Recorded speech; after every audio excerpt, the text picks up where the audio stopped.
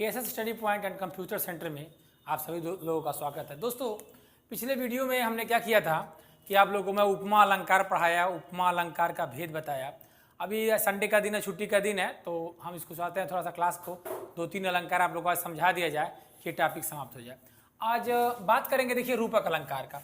रूपक अलंकार, उपमा अलंकार आप सभी लोग पढ़े हैं, तो मैं ये उपमा अलंकार में मैं आप लोग को उपमा अलंकार के 4 अंग बताए थे। मैं पहला बताया था, ध्यान दीजिएगा, उपमेय बताया था। देखिएगा आप लोग, हम बताए थे उपमेय, दूसरा बताए थे उपमान। पूरे अलंकार में आपको अर्थ अलंकार आप जब भी पढ़ेंगे, उपमेय और उपमान आपको समझ में आना चाहिए। कितनी बार बात दिखाऊं? जैसे मान लीजिए उपमेय है, उपमेय का तात्पर्य है जिसकी तुलना की जाए। मैं हर क्लास में बता रहा हूं, जिसकी तुलना की जाए। अच्छा, उपमान क्या होता है? जिससे तुलना की जाए, जिससे तुलना की जाए। अब समझिएगा ध्यान से, देखिए, ये 2 चीज ऐसा है जब आप पढ़ेंगे उपमा अलंकार में। मेरा मेन जो मोटो क्या था, ध्यान दीजिएगा, कि आप लोगों को अलंकार की समझ विकसित हो जाए, आप लोग परीक्षाओं में कर लें। हम पूरा हिंदी का टॉपिक डालेंगे, विधिवत डालेंगे, कहीं कोई समस्या हो। और हम तो पहले शुरू में डाले थे, तो लेकिन बच्चों का ज़्यादा कहा कि नहीं सर आप वीडियो डालिए, तो फिर हमने शुरू किया। तो देखिए, उपमेय और उपमान। अब ये रूपक अलंकार है। उपमा अलंकार में हम देखे थे, उपमेय और उपमान में तुलना किया जाता था। उपमेय और उपमान में तुलना किया जाता था, लेकिन इसमें क्या होता है, तुलना ना करके उपमेय और उपमान में इतनी ज्यादा समानता होती है, उपमेय में और उपमान में इतनी ज्यादा समानता होती है कि हम ये नहीं जान पाते हैं कि कौन सा उपमेय है, कौन उपमान है। जैसे मान लीजिए आपसे कहा गया कि रक्त कलश, एक शब्द लिखिए, रक्त कलश। अब ये रक्त जैसा कलश नहीं, रक्त को ही कलश कह दिया गया है। तो ये उपमा अलंकार की विशेषता क्या होता है कि उपमेय और उपमान में, ठीक है ना, भेद कर पाना संभव नहीं होता है, भेद नहीं होता है। ये एक सामान्य समझ है उपमा अलंकार का। आप कभी भी करेंगे, बोले राम रतन पायो जी मैंने, राम रतन धन पायो, तो राम रूपी रतन नहीं, राम को ही रतन कह दिया गया, ठीक है ना। तो यहां ये समझ होनी चाहिए कि उपमेय और उपमान में, ठीक है ना, भेद रहित हो। भेद जब ना हो, वहीं पर क्या होता है, वहीं पर रूपक अलंकार होता है। तो ये रूपक अलंकार की सामान्य समझ है जो मैं बताऊं। अब मैं आपको बता रहा हूं, देखिए कुछ उदाहरण। जैसे अगर उदाहरण की बात करेंगे, उदाहरणों पे हम आते हैं।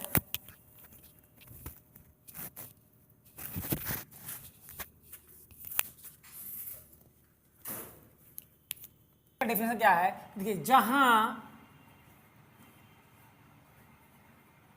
उपमेय और उपमान में अत्यधिक समानता के कारण, अत्यधिक समानता के कारण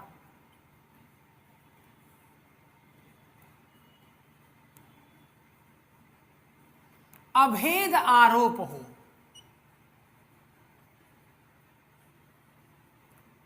आरोप हो, वहां क्या होता है, वहां रूपक अलंकार होता है।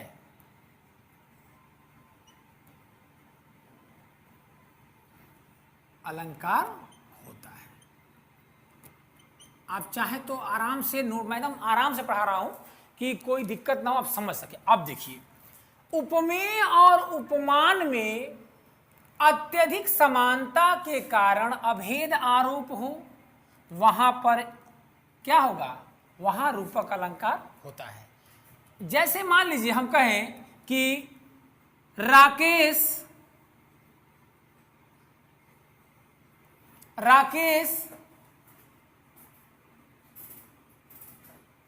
सलमान खान, देखिए जैसा हो, मैं जान के जैसा लिख रहा हूं, ये देखिए यहां पर जो ऊपर का लिखे हैं राकेश सलमान खान जैसा हो, तो यहां पर हम राकेश की तुलना किससे कर रहे हैं? सलमान खान से कर रहे हैं। तुलना कर दिए कि राकेश सलमान खान हो, तो ये हो गया उपमा अलंकार। लेकिन देखिए हम यही कहें राकेश सलमान खान है, हमने राकेश को ही सलमान खान कह दिया, यानी जिससे तुलना कर रहे हैं उपमेय, ये इसमें और इसमें अभेद आरोप है, कोई भेद कर नहीं सकता है कि कौन इसमें उपमा है और कौन उपमान है। तो यहां पर होगा आपका क्या सा, कौन सा अलंकार हो जाएगा? ये हो जाएगा रूपक अलंकार। तो हमें लगता है कि आपको अभी बातें समझ में आ गई होगी। तो मैं अब आप लोगों को बताने आ रहा हूं कि कुछ उदाहरणों के माध्यम से सुनिए। तो ये उदाहरणों की बात करेंगे। देखिए हम नीचे से बता रहे हैं आपको। देखिए मैया मैं तो चंद्र खिलौना ले हूं। देखिए यहां पर कृष्ण जी का प्रसंग है ये। तो या मैया मैं तो चंद्र खिलौना ले हूं, चंद्रमा रूपी खिलौना। देखिए रूपक अलंकार में रूपी शब्द का हम जुड़ सकते हैं चंद्र रूपी खिलौना।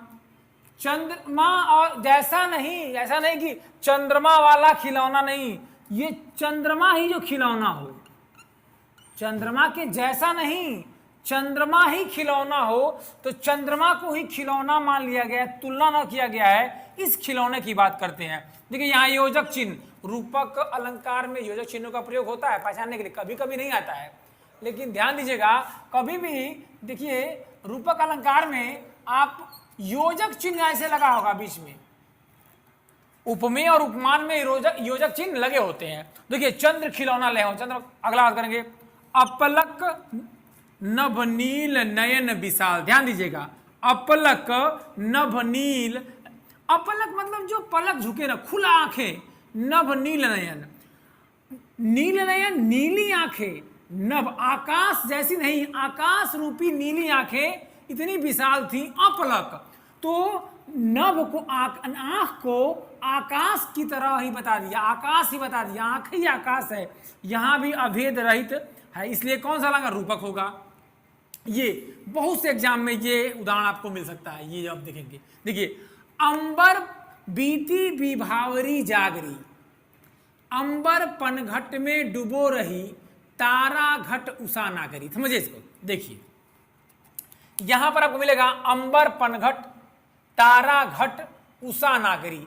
यह कह रहा है कि विभावरी मतलब जब जागरी, जो उगते हुए जो समय का जो होता है, त्रियामा होता है, आप जब पढ़ेंगे ना मध्यरात्रि के बाद, जो विभावरी होता है, जैसे सूर्योदय होने वाला है, उषा काल होता है, तो उषा काल में सूर्योदय के समय बोलता है कि बीती विभावरी जागरी, अंबर पनघट, अंबर रूपी मतलब जो आकाश को ही ना पनघट बना दिया। महिलाएं होती हैं सुबह जाती हैं पानी भरने जाती हैं, तो अंबर को बना दिया पनघट, बहुत बड़ा सा पनघट यानी तालाब।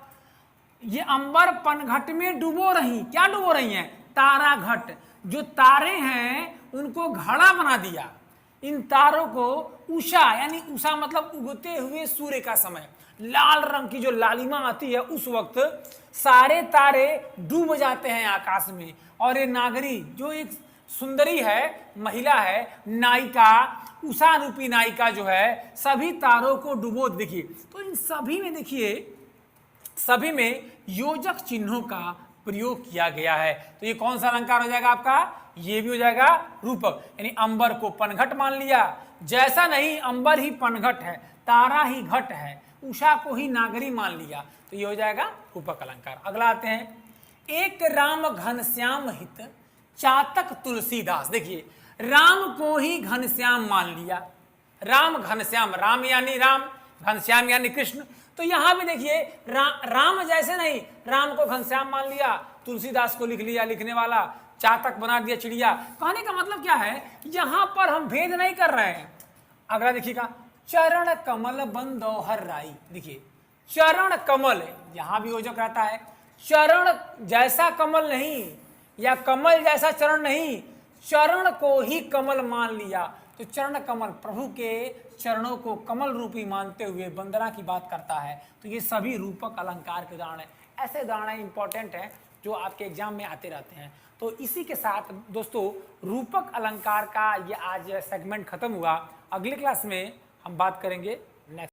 KSS study point and computer centre में आप सभी लोगों का स्वागत है। दोस्तों पिछले वीडियो में हमने क्या किया था कि आप लोगों को मैं उपमा अलंकार पढ़ाया, उपमा अलंकार का भेद बताया। अभी संडे का दिन है, छुट्टी का दिन है, तो हम इसको चाहते हैं थोड़ा सा क्लास को 2-3 अलंकार आप लोगों को आज समझा दिया जाए कि टॉपिक समाप्त हो जाए। आज बात करेंगे, देखिए रूपक अलंकार का। रूपक अलंकार, उपमा अलंकार आप सभी लोग पढ़े हैं। तो मैं ये उपमा अलंकार में मैं आप लोग को उपमा अलंकार के 4 अंग बताए थे। मैं पहला बताया था, ध्यान दीजिएगा, उपमेय बताया था। देखिएगा आप लोग, हम बताए थे उपमेय, दूसरा बताए थे उपमान। पूरे अलंकार में आपको अर्थ अलंकार आप जब भी पढ़ेंगे उपमेय और उपमान आपको समझ में आना चाहिए। कितनी बार बात दिखाऊं, जैसे मान लीजिए उपमेय है, उपमेय का तात्पर्य है जिसकी तुलना की जाए। मैं हर क्लास में बता रहा हूं, जिसकी तुलना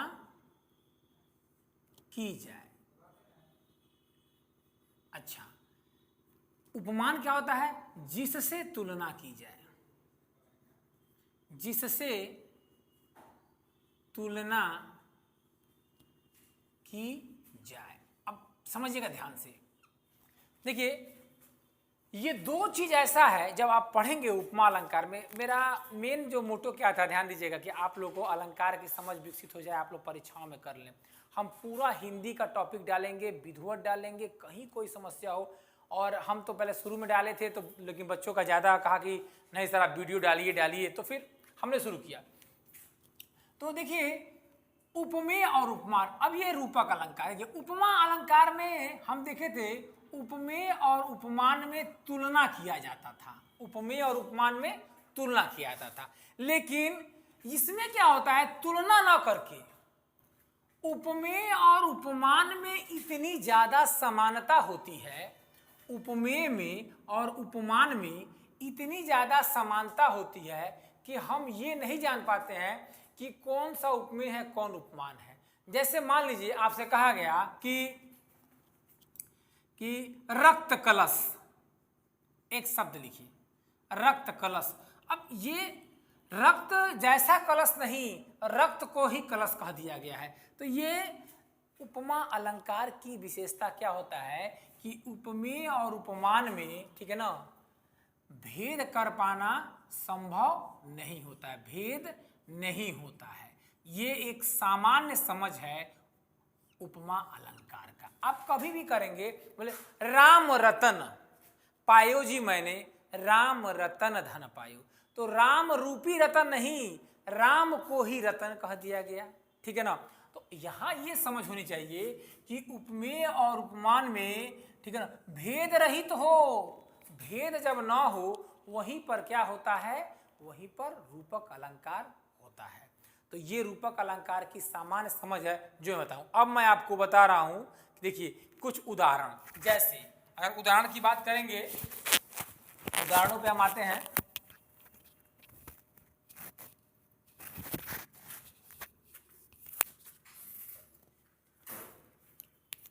डेफिनेशन क्या है, देखिए जहां उपमेय और उपमान में अत्यधिक समानता के कारण, अत्यधिक समानता के कारण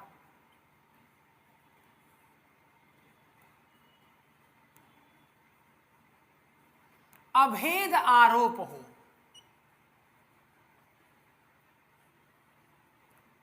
आरोप हो, वहां क्या होता है, वहां रूपक अलंकार होता है।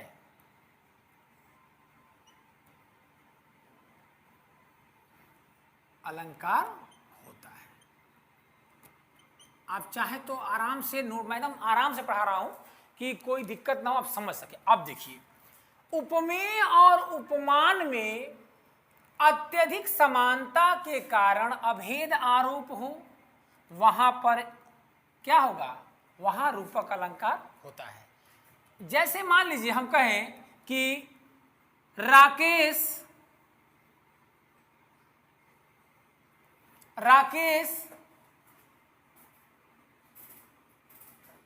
सलमान खान, देखिए जैसा हो, मैं जान के जैसा लिख रहा हूं, ये देखिए यहां पर जो ऊपर का लिखे हैं राकेश सलमान खान जैसा हो, तो यहां पर हम राकेश की तुलना किससे कर रहे हैं, सलमान खान से कर रहे हैं। तुलना कर दिए कि राकेश सलमान खान हो, तो ये हो गया उपमा अलंकार। लेकिन देखिए हम यही कहें राकेश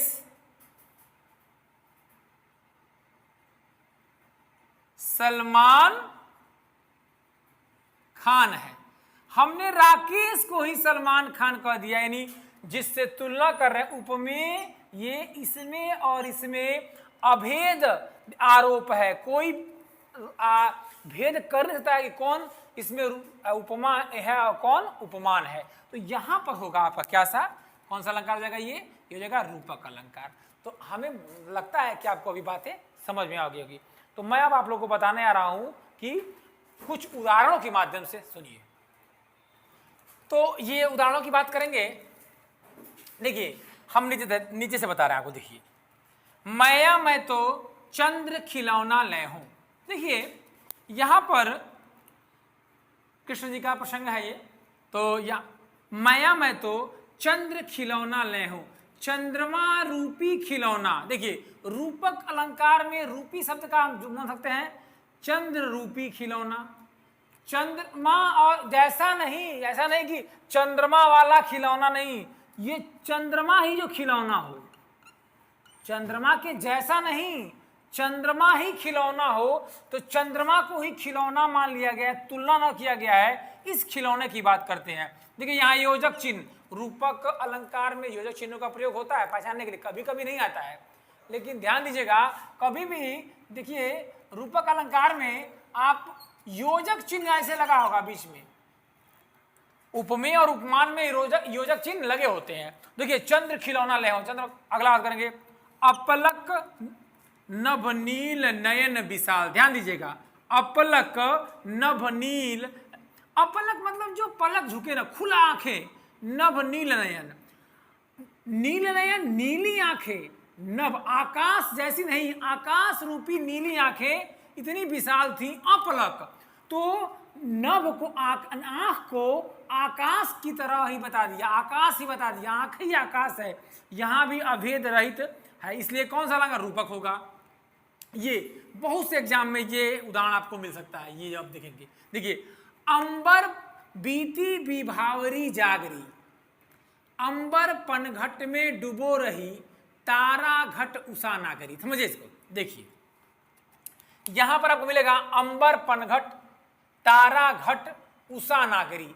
ये कह रहा है कि विभावरी मतलब जब जागरी, जो उगते हुए जो समय का जो होता है, त्रियामा होता है, आप जब पढ़ेंगे ना मध्यरात्रि के बाद, जो विभावरी होता है जैसे सूर्योदय होने वाला है, उषा काल होता है, तो उषा काल में सूर्योदय के समय बोलता है कि बीती विभावरी जागरी, अंबर पनघट, अंबर रूपी मतलब जो आकाश को ही ना पनघट बना दिया। महिलाएं होती हैं सुबह जाती हैं पानी भरने जाती हैं, तो अंबर को बना दिया पनघट, बहुत बड़ा सा पनघट यानी तालाब।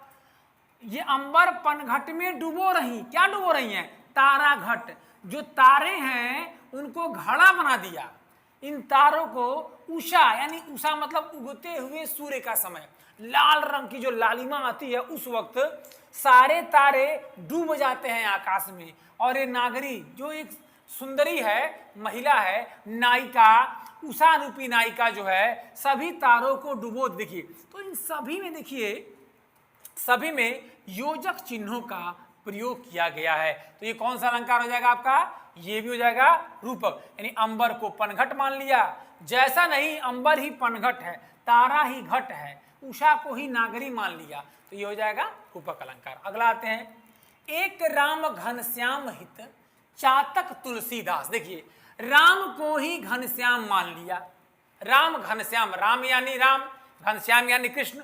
तो यहां भी देखिए राम जैसे नहीं, राम को घनश्याम मान लिया, तुलसीदास को लिख लिया लिखने वाला, चातक बना दिया चिड़िया। कहने का मतलब क्या है, यहां पर हम भेद नहीं कर रहे हैं। अगला देखिएगा, चरण कमल बंदोहर राई। देखिए चरण कमल, यहां भी योजक रहता है, चरण जैसा कमल नहीं या कमल जैसा चरण नहीं, चरण को ही कमल मान लिया। तो चरण कमल, प्रभु के चरणों को कमल रूपी मानते हुए वंदना की बात करता है। तो ये सभी रूपक अलंकार के उदाहरण है। ऐसे उदाहरण इंपॉर्टेंट हैं जो आपके एग्जाम में आते रहते हैं। तो इसी के साथ दोस्तों रूपक अलंकार का ये आज सेगमेंट खत्म हुआ। अगली क्लास में हम बात करेंगे नेक्स्ट